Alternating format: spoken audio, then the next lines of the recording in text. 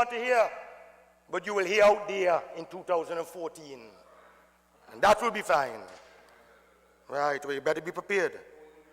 But, Madam Speaker, if the new Representation People Amendment Act comes into force, the electoral process will no longer be able to overall control of an office holder to supervise of elections whose position and independence is guaranteed by the Constitution, Madam Speaker. And I want to say that the Act therefore changes the Constitution as a matter of fact, even though it may not specifically say so. And the PM and government would want you to believe otherwise. However, the courts are likely to see through them, as have consistently done so. And one thing, Madam Speaker, that the Prime Minister and the Attorney General cannot say to this House is that the Representation of the People Amendment Act has been passed by a two-thirds majority of us all. I say this is necessary, and I think it is. I believe the court will agree with us, Madam Speaker, because this is yet one more reason why, fellow parliamentarians, today I ask you to have absolutely nothing to do with it. And these attempts to manipulate our system, strike down this bill. This honorable House cannot, therefore, in good conscience, be seeking at this time to provide legal cover for the illegalities and anti-democracy atrocities that has been engaged in over the past 2 years in this beloved country. And my position is, Madam Speaker, that given the challenge before the court as the unlawfulness and invalidity of the Representation of the People Amendment Act 2011, there's absolutely no way, Madam Speaker, that any member of this side would support your attempts to make it valid today. And you can be vexed as much as you want, because the decisions of the Court of Appeal of May the 27th, 2013 taught us that to attempt to make a decision that will have the effect of rendering a court's decision a nullity is to tread upon the province of the judiciary. It is unlawful to try and make a decision of the court a nullity while the matter is being contemplated by the court. It is sub judice, Madam Speaker. And I regret, of course, Honourable Member. I regret that this Parliament has taken and now will take a decision that will be regarded as unconventional and possibly unconstitutional.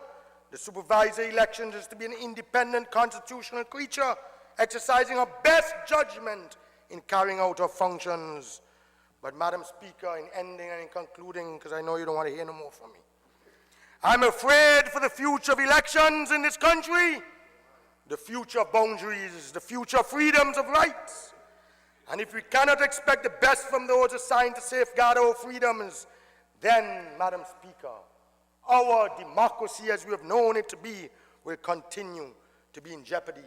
And as the Honourable Leader Emeritus said earlier, my colleague from the constituency for the member for St. Mary's North, Honourable Malvin Joseph, labelled last Friday, June the 14th, 2013, sir, as the saddest day in the history of the Parliament.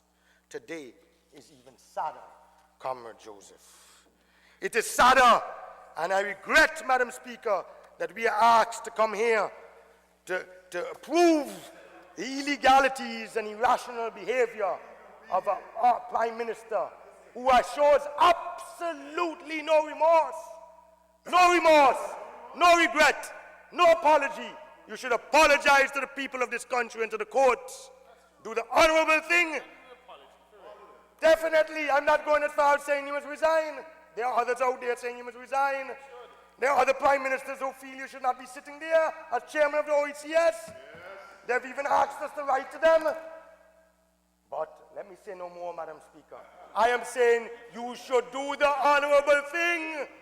Do the honorable thing. Honorable and apologize. Member, you're out of time. Thank you. I want you to take note of how tolerant I have been and draw your attention to Standing Order 33.6. A member shall not read his speech. Thank you.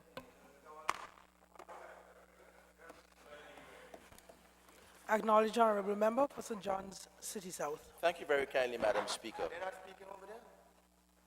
I'm speaking. Madam Speaker, Who are you? it is with a very heavy heart and with my concern for the laws of this land and parliamentary recognition of the law that I must dissociate myself completely from this bill being debated today. I wish to make it clear for Hansard that the member for St. John City South dissociates himself completely from this bill that's being debated today. Why? Madam Speaker, what a road we are going down in Antigua and Barbuda. This cannot be the country, the democratic society in which civilized